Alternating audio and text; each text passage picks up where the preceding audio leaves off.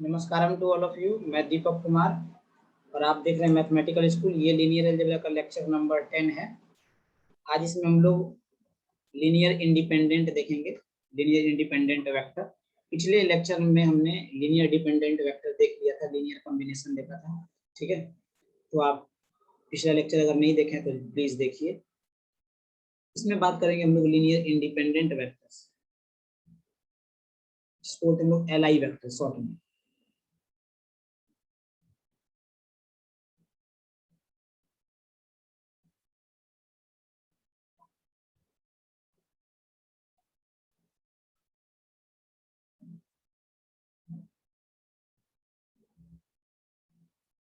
Linear independent vector, ठीक है।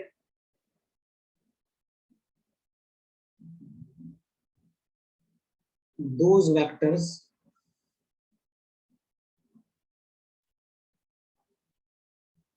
those vector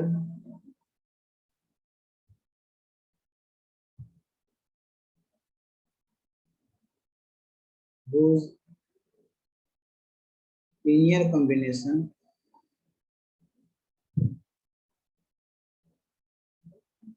with given scalars from given field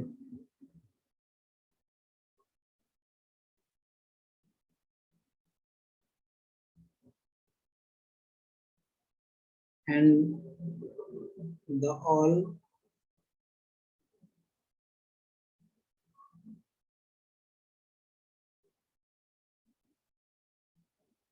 scalars be zero. अगर सारे scalars zero हो जाए, ठीक है, then the vectors are linear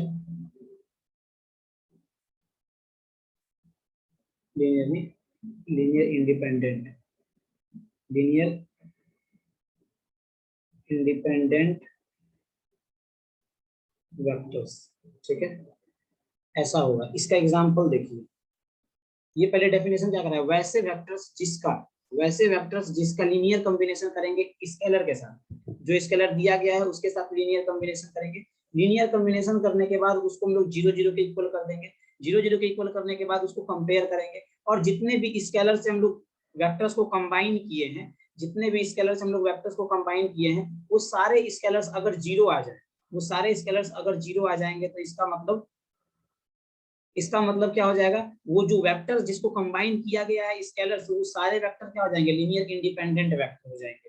ठीक है, जैसे आप इसका एग्जांपल देखिए। मान लीजिए कि एक अल्फा है, एक बीटा है। ये है आपका किसी फील्ड से, ठीक, और ये फील्ड आपका मान लीजिए ये रियल नंबर,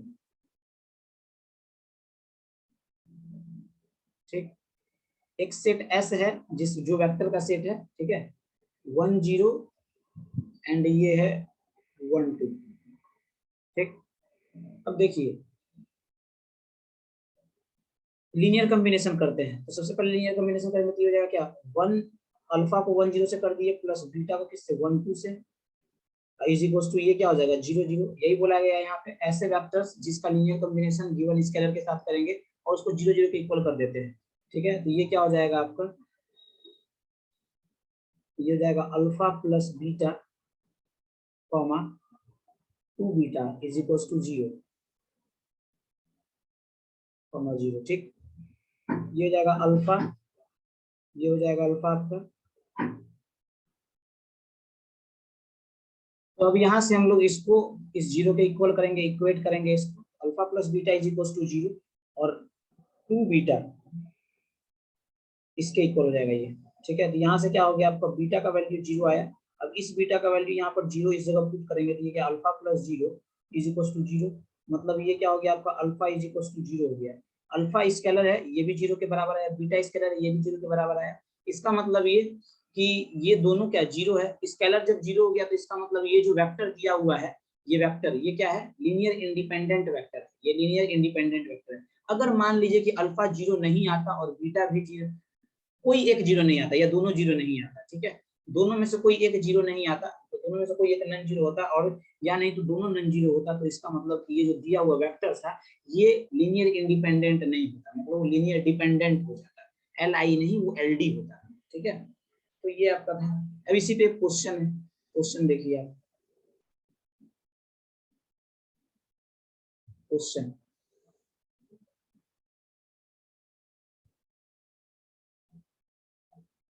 मैं आपको इससे पहले एक ट्रिक भी बता दूं। जैसे मान लीजिए ये वेक्टर दिया हुआ है, ठीक है, आपको ये बार बार इतना कंबाइन करना ज्यादा लंबा पड़ जाता है ये, तो आपको डायरेक्ट करना क्या है, इसका डिटर्मिनेंट निकाल लीजिए, ठीक है, 1 0 1 2 इसका डिटर्मिनेंट निकालिए। डिटर्मिनेंट अगर नॉन जीरो आ रहा है इसका मतलब LI है, डिटर्मिनेंट अगर जीरो आ गया इसका मतलब LD है, तो इसका डिटर्मिनेंट कितना हो जाएगा, 2 - 0 मतलब ये 2 नॉन जीरो आया, ठीक है। अगर वेक्टर्स का डिटर्मिनेंट, अगर वेक्टर्स का डिटर्मिनेंट, ठीक है, नॉन जीरो आ रहा है तो वो LD वेक्टर्स है, अगर वेक्टर्स का डिटर्मिनेंट जीरो आ गया इसका मतलब वो LI, सॉरी, अगर वेक्टर्स का डिटर्मिनेंट जीरो आ रहा है तो इसका मतलब वो LD है, अगर वेक्टर्स का डिटर्मिनेंट नॉन जीरो आया तो उसको बोलेंगे वो LI है, तो इसका मतलब ये क्या है आपका LI है, ठीक है। अब क्वेश्चन देखते हैं।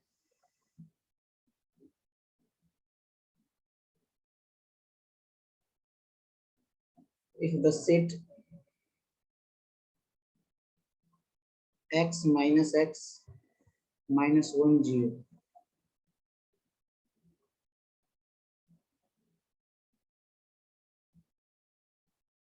0 minus 1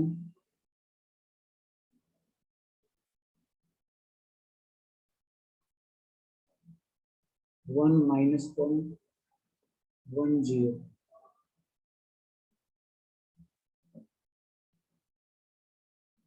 ठीक है, ये वेक्टर है,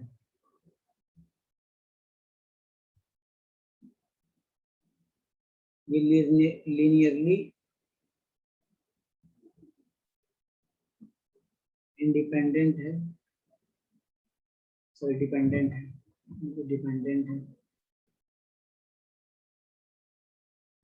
in the vector space, in the vector space of all 2 cross 2 matrices, 2 cross 2 matrices with real entries,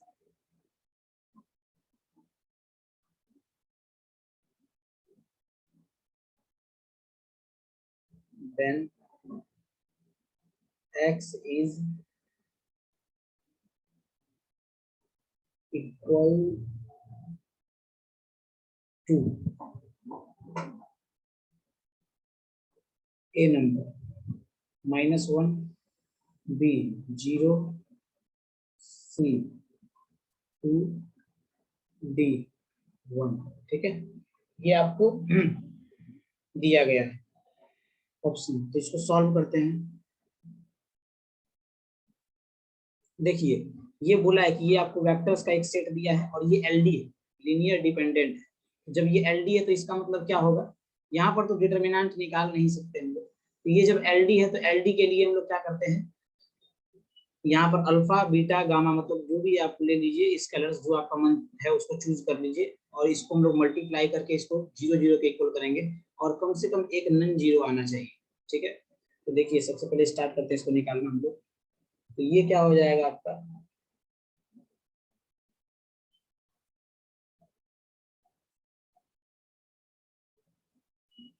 alpha ले लिए, ये हो जाएगा x minus 1 0, beta 0 - 1 x x, gamma 1 - 1 1 0, इसको क्या करेंगे 0 0 के इक्वल 0 0 0 0, ठीक है।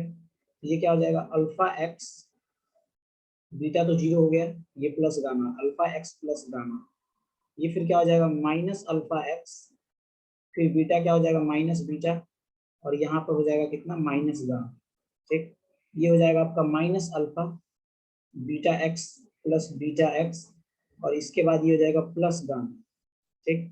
और यहाँ हो जाएगा अल्फा हो गया 0, तो ये बीटा एक्स हो गया यहाँ पे, और ये गामा की जगह पर गामा भी 0 हो गया, ठीक है। इसके बाद ये हम लोग इसको लिखेंगे 0 0 0 0, है ना। अब इसको फिर से हम लोग करेंगे आगे सॉल्व, तो ये हो जाएगा alpha x plus gamma is equal to 0 minus alpha x minus beta minus gamma is equal to 0 minus alpha plus beta x plus gamma is equal to 0, ठीक है। तो ये आ रहा है। अब देखिए x को तो यहाँ पर 0 कर नहीं सकते, x तो 0 हो नहीं सकता, क्योंकि अगर x 0 हो जाएगा तो सारा का सारा ये सब क्या बन जाएगा, सब 0 0 बन जाएगा, ठीक है। तो ये तो केस पॉसिबल नहीं है, ठीक। अब देखिए जब ये केस पॉसिबल नहीं है, x जब 0 हो नहीं सकता, तो इसका मतलब यहाँ पर क्या हो जाएगा, आपका बीटा को 0 करना पड़ेगा। तो बीटा जब 0 हो जाएगा तो यहाँ पर क्या बनेगा, माइनस अल्फा प्लस बीटा 0 करेंगे, तो बीटा 0, तो ये वाला पूरा पार्ट क्या हो जाएगा, 0 हो जाएगा, plus gamma is equal to 0। इसका मतलब यहाँ पर गामा इज इक्वल टू क्या निकला, अल्फा निकल रहा है। यहाँ से gamma is equal to alpha निकल रहा है, तो यहाँ रख देंगे हम लोग अल्फा एक्स प्लस ये गामा की जगह पर अल्फा रख देंगे, ये क्या हो गया 0, और यहाँ से निकल करके आएगा x is equal to minus alpha by alpha, cut करके क्या आ गया -1। इसका मतलब ये क्या हो गया, ऑप्शन बी गलत है, सी गलत है, डी गलत है, ठीक है।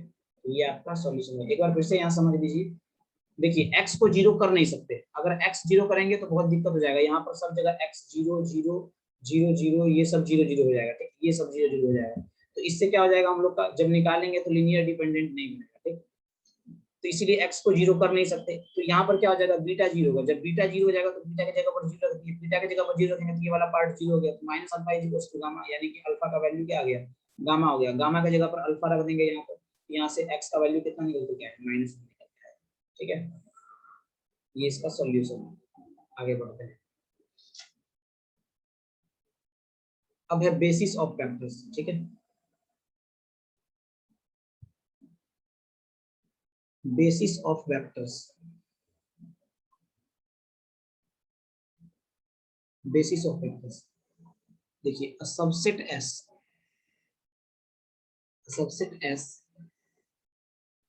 of a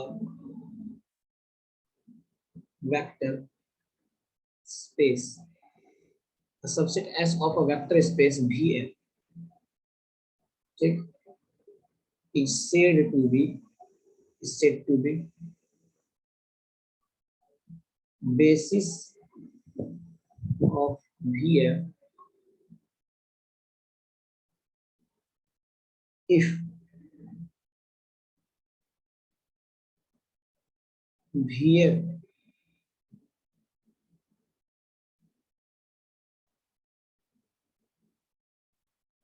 इसके बाद पहला condition S consists of Li vectors, दूसरा Ls is equal to V होना चाहिए, मतलब लीनियर स्पान करना है हम लोग को S का, ठीक है। स्पान करेंगे S का तो ये V के बराबर होना चाहिए, that is each vector in V is a linear combination,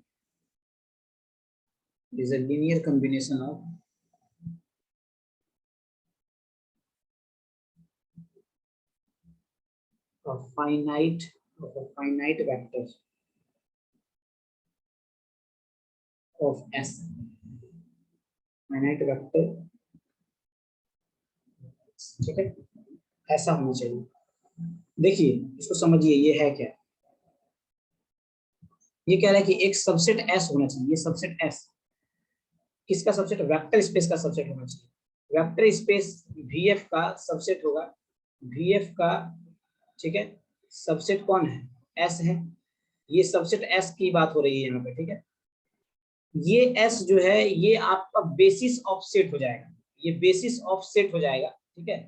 basis का ये सेट होगा, कब होगा, जब इसके अंदर ये जो S है, इसके अंदर S के पास जो भी एलिमेंट्स होंगे एस के अंदर में जो भी एलिमेंट्स होंगे या जो भी वेक्टर्स होंगे, एलिमेंट मतलब यहाँ पे वेक्टर, ठीक है, जो भी वेक्टर होंगे वो लीनियर इंडिपेंडेंट होने चाहिए। मतलब कि उस वेक्टर्स को अगर लिख करके उसका डिटरमिनेंट निकाला जाए तो डिटरमिनेंट नन जीरो है। समझ में आ गया? दूसरा केस कह रहा है कि अगर उन वेक्टर्स का ये जो एस सेट का वेक्टर है, इस सेट का जो वेक्टर है उसका अगर हम लोग लीनियर स्पान करेंगे, तो लीनियर स्पान करने से एस का ये सॉरी भी का कोई सा भी वेक्टर जिसको चाहे उसको प्राप्त कर, ठीक है। तो ये हो गया थोड़ा स्पिरिचुअल लैंग्वेज, जिसको चाहे उसको प्राप्त कर ले, है ना, उसको निकाल सकते हैं हम लोग, ठीक है, किससे? एस के एलिमेंट से, ठीक। तो अब देखिए यहाँ पे ये हम लोग का था एग्जाम्पल, देखिए एग्जाम्पल देखिए,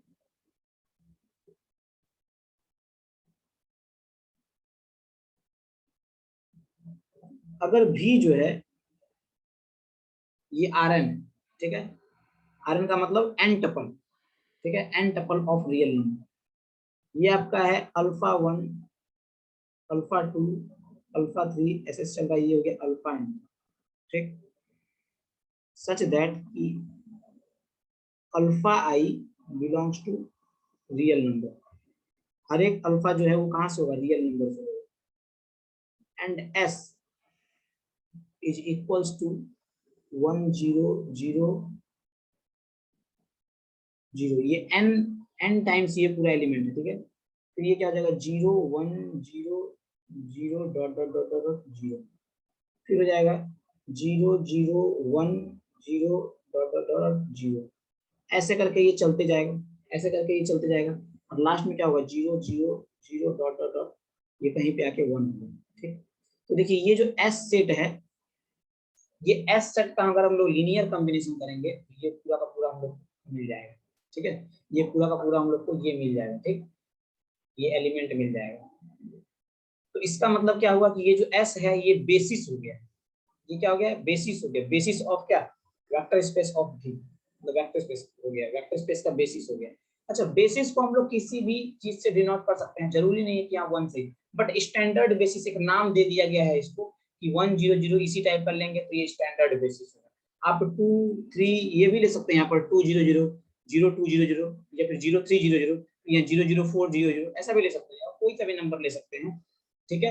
ये जो प्लेस है ये वेरिएबल प्लेस है, मतलब ये वेरी कर सकता है, वेरी प्लेस, ठीक है, ये चेंज हो सकता है किसी भी चीज से, बट ध्यान रखना है कि जब भी स्टैंडर्ड बेसिस की बात होगी तो यहाँ पर 1 लेकर के चलेंगे, ठीक है, क्योंकि 1 में किसी भी चीज से मल्टीप्लाइंग होगा तो वही मिल जाता है, मतलब आसानी से निकाला जा सकता है इसको, इसलिए इसको स्टैंडर्ड बेसिस नाम दे दिया गया और इसको हम लोग यूज करते हैं। ऐसा हमेशा हो जरूरी नहीं है, बट स्टैंडर्ड बेसिस यही यूज कर रहे हैं, जैसा बनाया लोग मैथमेटिशियन ने वही करना पड़ेगा, क्या कर सकते हैं। चलिए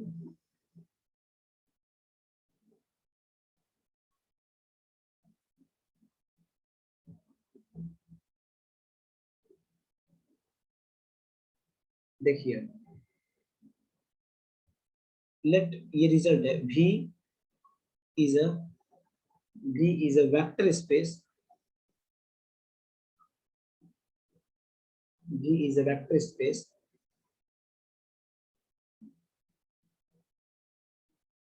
of real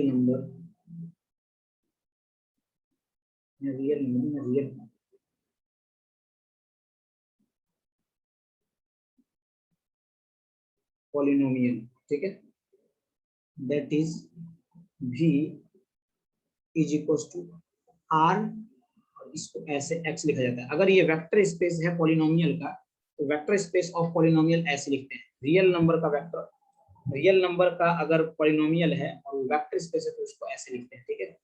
तो इसका बेसिस कैसे लिखेंगे? एस, इसका बेसिस ऐसे होगा 1 x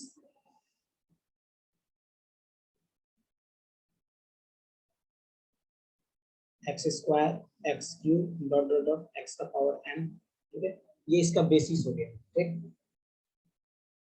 यहाँ पर n क्या है? एटमोस्ट है, n क्या है? एटमोस्ट है। अच्छा, इसको हटा ही दीजिए, डायरेक्ट ऐसे डॉट डॉट लगा दीजिए, ठीक है, जो भी होगा जितना भी पावर आपको चाहिए होगा आप यहाँ से निकाल करके यूज कर सकते हैं, ठीक है।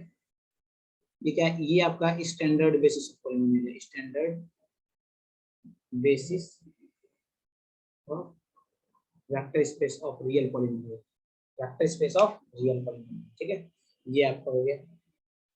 अब देखिए इस पर एक क्वेश्चन, एग्जांपल देखिए इस पे पॉलिनोमियल पे ही, पॉलिनोमियल नहीं वेक्टर स्पेस के इस पे बेसिस पर, वेक्टर स्पेस के बेसिस पर एग्जांपल है। Let V is a vector space of all 2 cross 2 real matrix,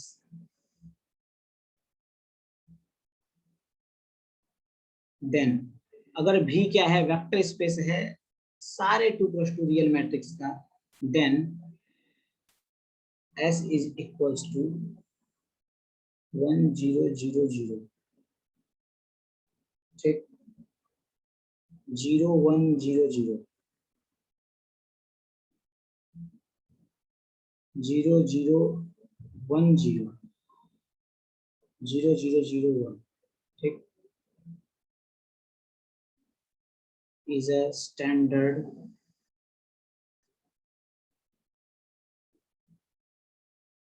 basis of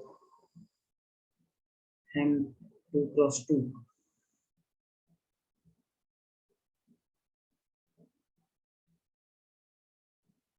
check करना है कि ये क्या स्टैंडर्ड बेसिस है। ठीक है, तो देखिए इसको कैसे चेक करेंगे।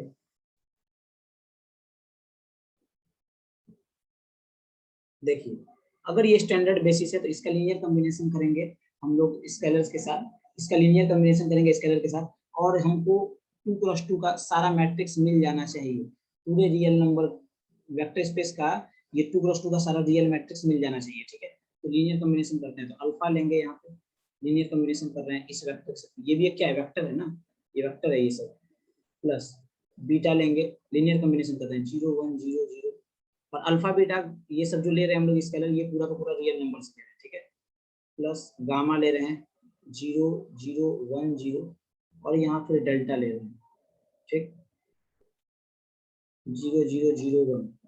तो ये जैसे ही लेंगे हम लोग तो यहाँ से क्या बन करके आएगा, ये linear combination alpha beta gamma delta. ठीक है, अब देखिए अल्फा हियर,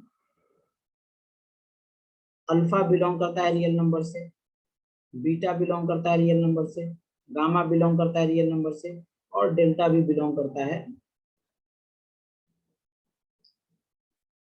डेल्टा भी बिलोंग करता है, ठीक है, रियल नंबर से। ठीक, जब ऐसा, जब ये रियल नंबर से बिलोंग कर रहा है तो इसका मतलब यहाँ पर कोई सा भी रियल नंबर हो सकता है, यहाँ भी कोई सा रियल नंबर, यहाँ भी कोई सा भी रियल नंबर, और यहाँ भी कोई सा भी रियल नंबर हो सकता है। जब ये कोई सा भी रियल नंबर ले सकता है, यहाँ पर पूरा रियल नंबर का एंट्री आ सकता है, ठीक है, तो इसका मतलब ये पूरा का पूरा रियल मैट्रिक्स हो गया 2 क्रॉस 2 का। समझ में आ गया? तो इसका मतलब कि ये क्या है, बेसिस है, ये बेसिस है, स्टैंडर्ड बेसिस है 2 क्रॉस 2 के रियल मैट्रिक्स का। ठीक है, चलिए ये समझ में आ गया आपको। अब यहाँ पर एक बहुत अच्छा सा चीज नोट कर लीजिए, number of basis, number of basis is called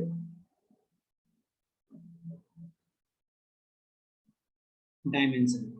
जितने बेसिस होंगे उतना ही डायमेंशन होगा, मतलब नंबर जितने बेसिस के जितने भी नंबर्स हैं, ठीक है, number of basis is called dimension.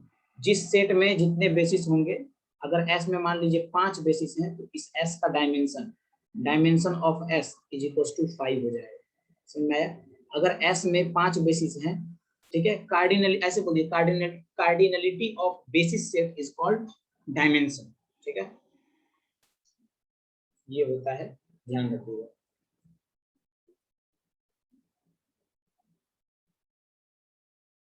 चलिए एक क्वेश्चन है, देखिए, which of the which of the following set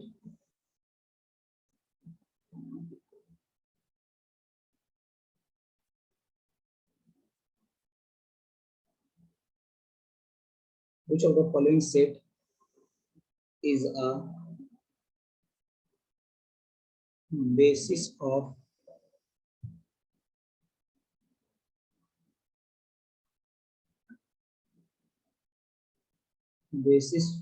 for the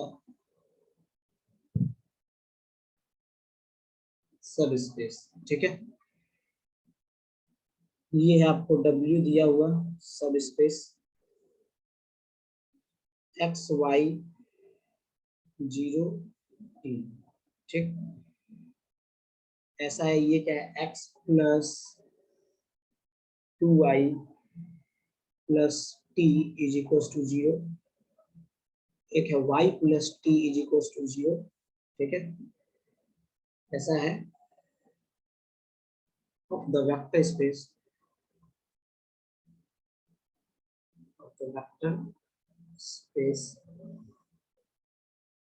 of all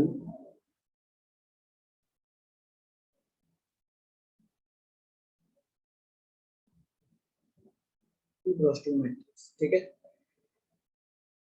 A number आपको दिया है 1 0 0 0। ठीक, दूसरा है 0 1 0 0, एक है 0 0 0 1। ठीक, बी नंबर ऑप्शन है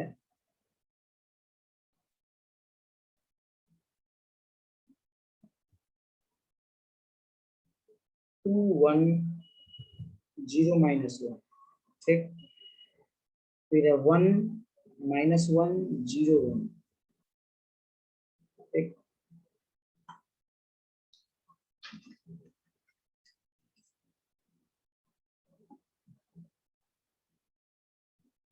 सी है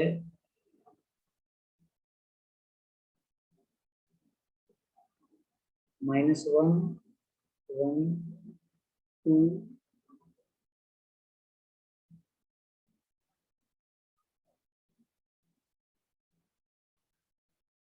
डी है 1 -1 0 1। ठीक है, ऐसा दिया हुआ है ABCD। अब इसको सॉल्व करते हैं।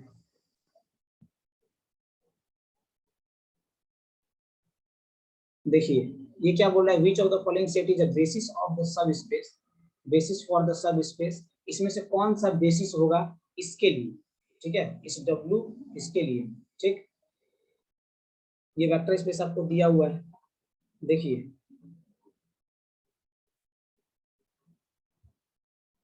ये ऐसा क्वेश्चन जब भी रहेगा आपको सबसे पहले इस कंडीशन में वैल्यू पुट करके देखना है यहाँ से कि सेटिस्फाई कर रहा है या नहीं कर रहा है। देखिए x y t ये 3 प्लेस पर आपका एलिमेंट रखा हुआ है, ये 0 तो आपका फिक्स है।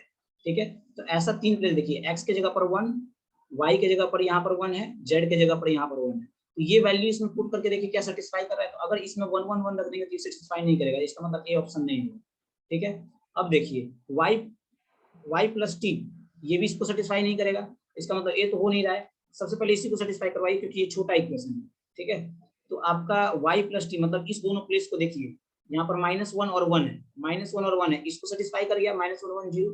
बट इसको चेक कीजिए, तो y और t के जगह पर, y के जगह पर अगर हम लोग -1 रखेंगे तो ये -2 हो जाएगा, और t के जगह पर 1 रखेंगे तो ये कितना हो गया, -2 + 1 -1, और x के जगह पर अगर 1 हो जाएगा तो काम बन जाएगा। तो x के जगह पर देखिए यहाँ पर 1 है।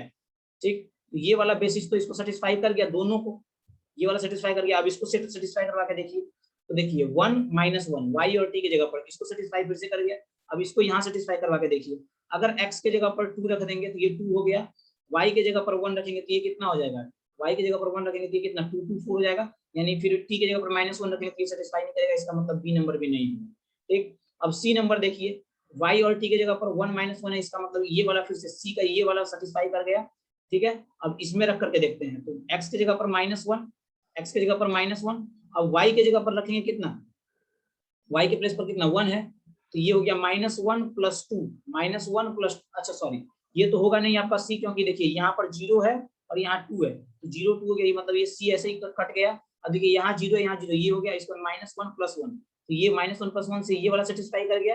अब यहाँ पर x के जगह पर जैसे ही 1 रखेंगे और y की जगह पर जैसे ही -1 रखेंगे तो 1 - 1 -1, अब फिर t की जगह पर 1 रख देंगे ये वाला, ठीक है, तो ये 0 हो जाएगा, मतलब ये डी वाला आपका सेटिस्फाई कर रहा है, तो ऑप्शन बी आपका हो जाएगा। ठीक है, तो ऐसे बनेगा ये क्वेश्चन। हम लोग अब मिलेंगे नेक्स्ट लेक्चर में, ठीक है, तब तक के लिए आपको धन्यवाद। और नेक्स्ट लेक्चर में हम लोग देखेंगे फाइनाइट डायमेंशनल वेक्टर स्पेस और इनफाइनाइट डायमेंशनल वेक्टर स्पेस। ठीक है, तो सर आपको बहुत बहुत धन्यवाद। ठीक है, इस तरह से आप अब देखते रहिए, और अगर आपने पिछला लेक्चर नहीं देखा तो पीछे वाले लेक्चर को जाकर देख सकते हैं, बहुत अच्छा मैंने समझाया आपको। ठीक है, थैंक यू।